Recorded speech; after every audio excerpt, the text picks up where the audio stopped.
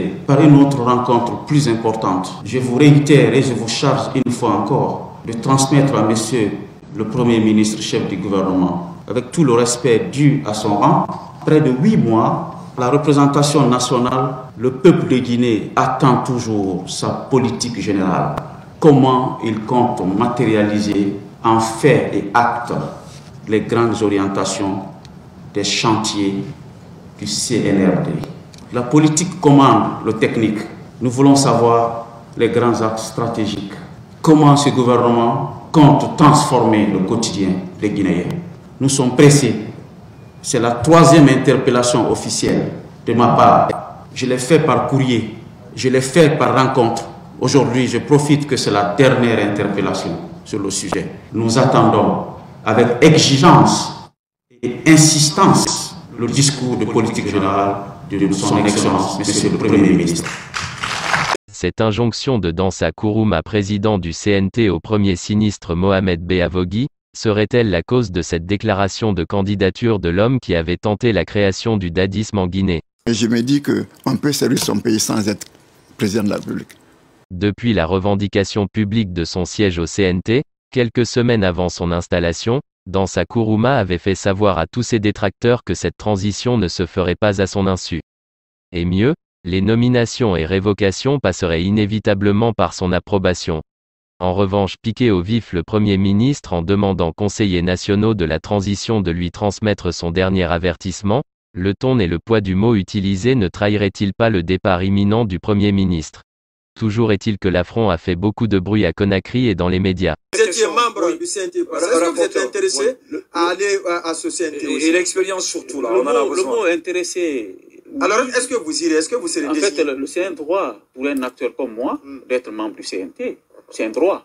Et je peux décider d'y être ou de ne pas y être. Mais en réalité, c'est déjà un droit d'office.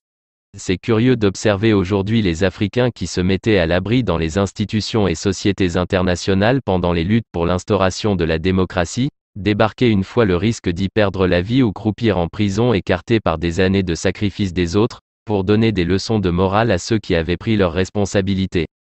À Cancan en 2009, il avait tenté de prendre au piège les populations en y lançant prématurément la campagne pour la candidature du capitaine Dadis Camara. Je commence tout d'abord et en premier lieu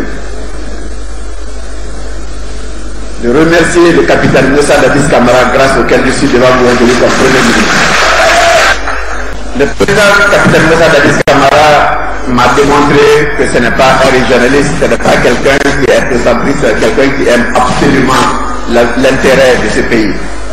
Donc, je demande à tout le monde, à la population de Cancan, aux jeunes de Cancan, aux femmes de Cancan, aux sages de Cancan, aux religieux de Cancan, de prier pour que cette transition se termine en élisant pour nous celui qui défend réellement les intérêts de Cancan, les intérêts de la Guinée tout entière. Nous avons demandé de ne céder à aucune manipulation. Nous sommes dans une période critique de notre histoire. Il est important que les jeunes ne se laissent pas du tout entraîner par des chanteurs qui puissent la première fois que ce soit, mais de suivre la voie que le chef d'État a tracée. Les Guinéens connaissent la suite. Les massacres du 28 septembre entre autres. Alors quand les Guinéens entendent que cet homme fait partie de ceux qui murmurent à l'oreille du colonel Mamadi Doumbouya, beaucoup prennent conscience du risque auquel la transition est exposée. En particulier parce que l'homme s'est toujours inscrit dans le club très fermé des Guinéens exilés choisis qui ne prennent jamais de risques en rentrant en Guinée, mais ne rentrent qu'au moment des crises majeures pour, disent-ils sans cesse, me mettre au service de mon peuple. Ils ne débarquent jamais si le pays ne traverse pas de crise. Et dès que le pays se calme, lui et d'autres passés maîtres dans cet exercice font encore leur bagage et quittent le pays en attendant la prochaine grande crise. Pendant que le peuple demandait au CNDD du capitaine Dadis Camara de faire de cette occasion un moment de refondation des institutions, Cabinet Camara partait sur des projets qui n'étaient pas du ressort d'un gouvernement de transition. Donc l'une des actions que le président de la République nous a instruit, c'est très rapidement, de faire en sorte que la Guinée puisse mettre en valeur son potentiel hydroélectrique. Et là, je suis heureux de vous dire que les actions commencent à porter leurs fruits. Nous avons 3 séries de barrages qui, s'ils prêtent à Dieu, vont voir le jour dans les délais suivants. En commençant par quoi? Par le barrage de Kaleta. Donc, la Banque africaine de développement vient de nous garantir le financement de ce barrage qui va faire 200 MW. Donc, une partie, 8% seront vendus à la Guinée-Bissau, 12% au Sénégal, pardon, à la Gambie, une partie au Sénégal et le reste à la Guinée. Donc, ce financement est bouclé à 80%. Monsieur le Président a reçu ici le vice-président de la Banque africaine de développement qui est venu non seulement de signifier cet accord, mais également de remercier par cet institut sud-africain de l'appui que la Guinée avait apporté à son pays quand ils étaient sous le régime de l'apartheid. Deuxième barrage, le barrage de Fomi va produire entre 100 et 120 MW, dont une partie de l'électricité sera vendue au Mali et une partie à la Guinée. À ce complexe va s'ajouter dans la région de Dabola les barrages de Koukountamba, cette fois-ci dans le cadre de l'organisation de mise en valeur du fleuve Sénégal. Depuis 2 semaines, nous avons une mission ici qui, avec l'accord du chef de l'État, va identifier l'électrification en panneaux solaires de toutes les capitales régionales de la Guinée. Je dis bien toutes les capitales régionales de la Guinée. En moyenne 8 à 10 km par capitale régionale, suivant l'importance. En 2010, le capitaine Dadis à l'époque tout comme le colonel Mamadi Doumbouya qui jurait il y a quelques mois tout faire pour éviter les erreurs du passé lui avait prêté sa confiance. Mais pas au point de le laisser diriger la transition à sa place. La négociation entre les miniers et cabinet Comara dans le dos du CNDD avait laissé un goût amer au capitaine Dadis qui s'était senti trahi et offensé. Ouais, passez-moi son conseil. Allô? Faites-moi, je risque de démissionner, on risque de démettre ton premier ministre. Faites tout, je vais l'avoir. Je vais lui dire qu'il n'est pas venu de lui-même. La situation des zones aurifères, si le directeur vient, il n'a pas ce pouvoir-là de le garder. Qu'est-ce qu'il peut résoudre par rapport à nous? Avec lui, non? Non, moi je n'ai plus besoin de sa mission. Et puis je vais vous faire quitter tout ce temps que vous êtes. Mais pourquoi? Pourquoi? C'est quelle société d'ailleurs? La société minière de Dingirai. Est-ce que vous avez ce kilo-là d'entretenir le directeur sans notre autorisation? Vous avez ce kilo? Répondez-moi. Je vous dis de me répondre. Si tu ne me réponds pas, tu vas le regretter. Est-ce que vous avez cette latitude-là, cette autorité de recevoir la direction de la zone aurifère de Dingirai sans nous tenir informés? Non, je dis, ça c'est bien avant ça. Vous avez fait, cela s'est fait il y a 2 jours. Tu restes à l'écoute, hein, tu restes à l'écoute. Parce que j'ai convoqué le secrétaire général des mines. Oui, allez-y. Voilà. Quand nous avons convoqué la direction, c'était pour savoir exactement ce qui se passait. C'est en ce moment que son Excellence, le Premier ministre, a demandé à Maître Alfred Matos de se mettre en contact avec le lieutenant Moussa Keita. La direction était là? C'est moi qui ai appelé, c'est la direction qui m'a appelé pour dire que l'usine est fermée. Mais maintenant, nous étions en train de chercher la solution vers vous, Excellence. Vers vous, laissez tomber, vers moi, comment ça? Vers moi, laissez tomber ça. Laissez tomber ça. Les intéressés sont venus, non? Voyez-vous? Et vous refusez d'envoyer la direction à mon niveau, à notre niveau ici. Excellence, la direction est restée avec le lieutenant Moussa Keita. Est-ce que c'est le lieutenant Moussa Keita qui vous commande? Des irresponsables. Le Premier ministre est irresponsable. Mais moi, je n'ai rien à faire avec vous. Vous n'avez fait que faire votre devoir. Allez voir le Premier ministre.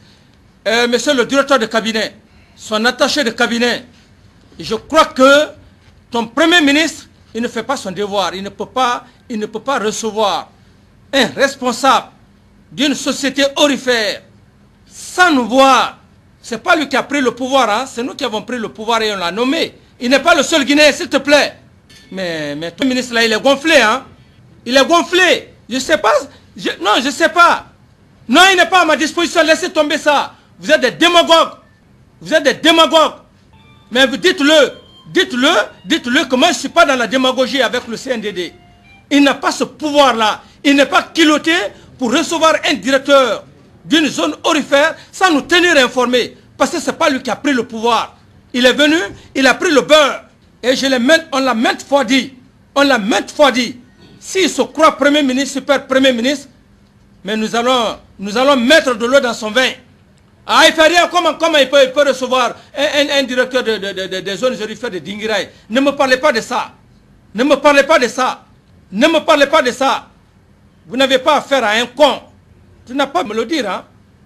Tu me prends pour qui? Pour dire qu'il ne peut pas faire quelque chose sans sérieux. Est-ce que c'est lui qui a créé les zones aurifères là? Ça l'appartient? Il n'est pas commandé? Vous avez son numéro de la Guinée-Bissau? Le ministre de la Justice... non, moi je demande, depuis qu'il est parti, vous a pas appelé? Non, mais c'est pourquoi des chants comme ça. Mais si vous êtes venu chercher l'argent, mais écoutez, hein. Non, mais vous êtes venu chercher l'argent. Pourquoi nous avons le courage? Tous les investisseurs qui viennent, je ne le fais pas, le ministre de la Défense ne le fait pas. On fait participer tout le monde. Est-ce qu'il a ce pouvoir-là? Et écoutez-moi, moi je ne veux pas la démagogie, ça c'est des paroles démagogiques. J'en ai terminé avec vous et faites tout pour que je puisse l'avoir au téléphone. Sans quoi, d'ici qu'il n'arrive, ça sera une grande décision. Voilà. Des hommes malhonnêtes comme ça là, qui viennent pour servir la nation. Tu peux servir la nation, tu laisses un chef d'État, hein? Tu laisses un deuxième vice-président du CNDD, on a fermé cette société. Parce que cette société ne répond pas aux critères. C'est de l'or qui est là-bas à Dinguiraye. Et la direction est venue. Il reste là, il met matos, il commet matos. Mais il est gonflé, hein? C'est un homme gonflé.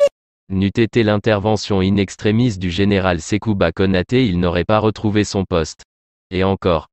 À la suite de cet épisode, le capitaine Dadis ne manquait pas les occasions pour se payer sa tête quand il annonçait ses projets dont l'objectif est d'étaler la transition dans le temps.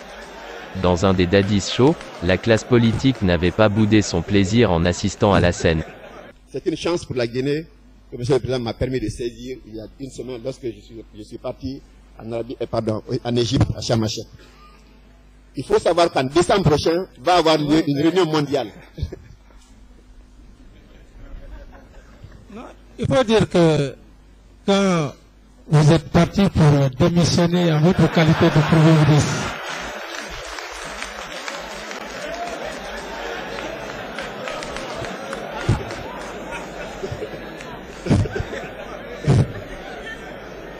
merci beaucoup, Monsieur le Président.